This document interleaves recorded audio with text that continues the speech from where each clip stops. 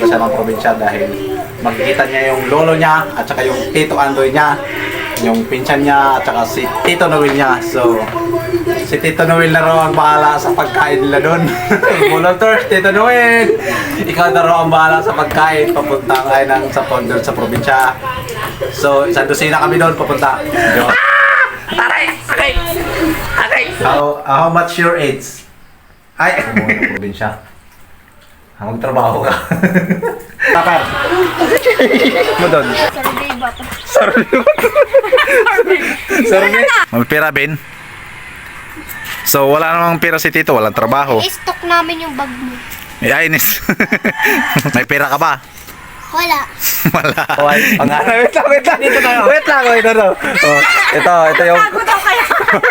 Nahihiya pa sa mga kapasabay. Ilan taon ka na? 16. So, nag-aaral ka? Natural. Oh, anong grade na? 9. Grade 9. So, sa 16 years, mga pasaway, hindi pa talaga siya nakaapak ng probinsya sa lugar ng lolo Kinukulot natin. dito, di ako inaaway. So, siyempre, pangarap mo makapuntang probinsya. Oo, masaya din dun eh. Ligo-ligo ba? Paano pag, doon ka na tumira? Ayoko. Ayaw din yung mga pasaway. So, siyempre mga pasaway, pangarap din niyang makapunta ng probinsya. At sino naman talaga mga pasaway ay nangangarap makapunta. Dahil sa ganda ng view ng lugar doon mga pasaway. At saka sa maraming gimmick magagawa mo doon mga pasaway. So, abangan natin mga pasaway yung iba natin pamangkin.